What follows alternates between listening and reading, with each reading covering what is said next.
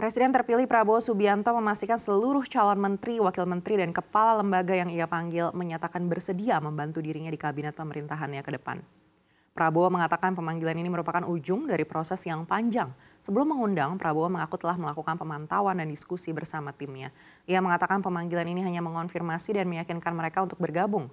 Menurut Prabowo, semua calon menteri menyatakan siap membantu. Pada hari Senin kemarin, Prabowo telah memanggil 49 calon menteri, wakil menteri, dan kepala lembaga. Hari ini Prabowo akan memanggil lagi sejumlah tokoh untuk dikonfirmasi kesanggupannya menjadi bagian dari kabinet Prabowo Gibran.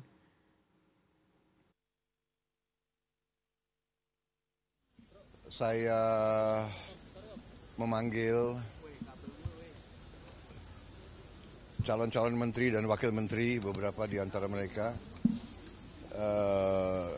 Sebenarnya proses ini sudah berjalan lama. Ya. Kita adakan pemantauan, diskusi, dan sebelum saya undang ke sini sebenarnya mereka sudah menyatakan bersedia membantu saya. Jadi sebetulnya hari ini hanya mengkonfirmasi.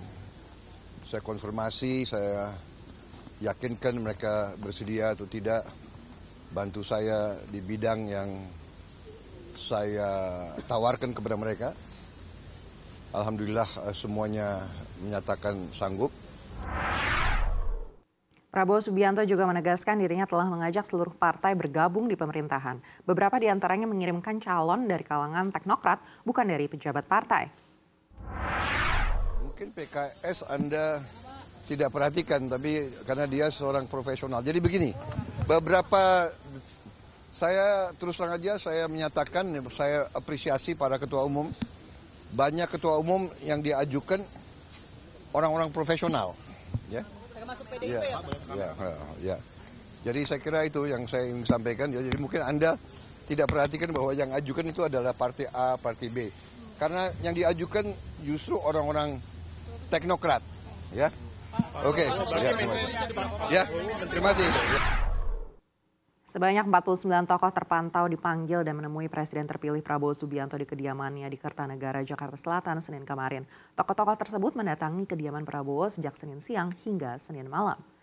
Beberapa di antaranya adalah wajah-wajah lama yang merupakan menteri di Kabinet Presiden Joko Widodo dan Wakil Presiden Ma'ruf Amin. Ada juga tokoh dan politisi partai.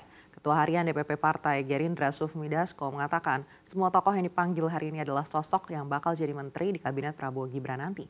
Dari sekian tokoh yang mendatangi kediaman Prabowo, hanya 4 orang yang secara gamblang mengungkap hasil pertemuan tersebut. Termasuk secara terang-terangan menyebut pos tugas yang bakal ditempatinya. Mereka adalah Yusril Iza Mahendra sebagai Menteri Koordinator Hukum dan HAM, Sekretaris Umum PP Muhammadiyah Abdul Muti, Menteri Pendidikan Dasar dan Menengah, politisi Golkar Maman Abdurrahman jadi Menteri UMKM, dan Sri Mulyani jadi Menteri Keuangan.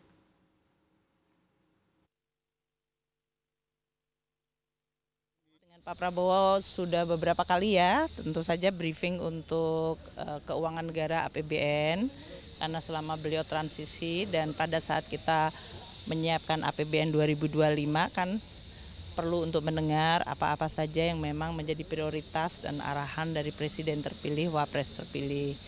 Jadi kami selalu konsultasi, kemudian kita juga berdiskusi mengenai berbagai langkah untuk memperkuat Kementerian Keuangan dan Keuangan Negara untuk bisa mendukung program-program beliau.